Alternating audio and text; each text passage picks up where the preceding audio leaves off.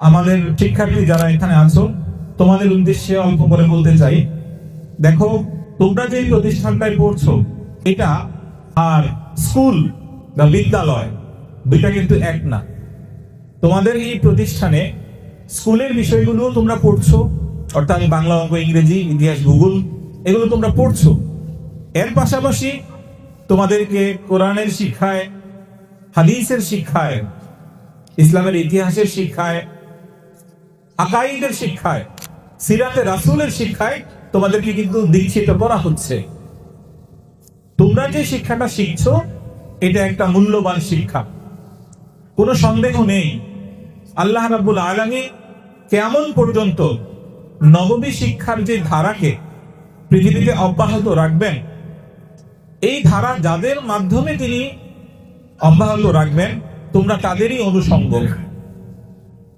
তোমরা একটি আয়াত অনেকেই মুখস্থ করে ফেলেছো, যে আয়াতে আল্লাহ রাব্বুল আলামিন বলেছেন ইন্না নাহনু নাযালনা যিকরা ওয়া ইন্না লাহু লাহাফিজুন। অর্থাৎ আল্লাহ তাআলা বলছেন যে আমি কোরআনকে অবতীর্ণ করেছি এবং এই কোরআন এটা সংরক্ষণ করব আমি। তো মহান আল্লাহ তাআলা যেই পদ্ধতিতে কোরআনকে সংরক্ষণ করবেন এর অন্যতম একটি হচ্ছে কোরআনে হাফেজ। কোরআনে হাফেজদের মাধ্যমে আল্লাহ তাআলা কিয়ামত অবধি কোরআনকে সংরক্ষণ করবেন। এই কারণে তোমাদের জ্ঞাতার্থে বলতে চাই, তোমরা যে শিক্ষাটা শিখছো অত্যন্ত দামি শিক্ষা, এটা সত্য এবং শাশ্বত।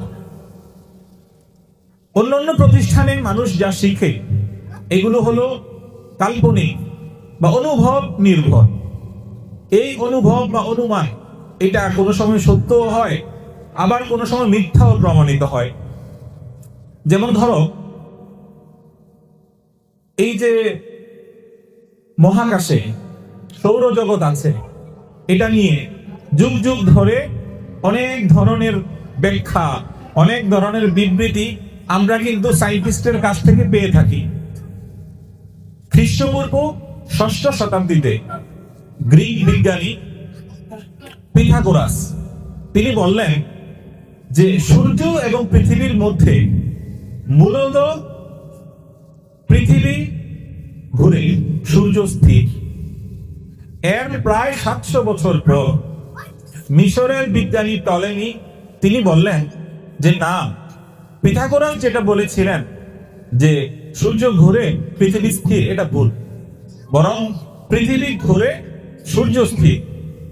এর প্রায় ১৪০০ বছর পর আরেক বিজ্ঞানী কোপারনিকাস তিনি বললেন যে না, টলেমি যেটা বলেছে এটা ভুল, পিথাগোরাস যেটা বলেছিল সেটা ঠিক। অথচ কোরআন কিন্তু আজ থেকে ১৫০০ বছর আগেই বলে দিয়েছে যে সৌরজগতে যে সকল গ্রহগুলো আছে, নক্ষত্রগুলো আছে, প্রত্যেকেই ঘুরে। ইরশাদ হয়েছে কুল্লুম ফি ফালাকিন ইয়াসবাহুন। অর্থাৎ সৌরজগতের গ্রহ নক্ষত্র সবগুলোই সন্তরণশীল, এগুলো নিজ নিজ কক্ষপথে ঘুরছে। এ কারণে কোরআনে যা আসবে এটাতে ভুল হওয়ার কোনো সম্ভাবনা নেই, কারণ এটা ঐশী বাণী আল্লাহর পক্ষ থেকে আসে। আর মানুষ যে বিদ্যাগুলোকে রচনা করে, যে বিদ্যাগুলো প্রচার প্রসার করে, এগুলো কাল্পনিক, অনুভব নির্ভর, অনুমান নির্ভর। এই জন্য এগুলোতে অনেক সময় ভুল হয়।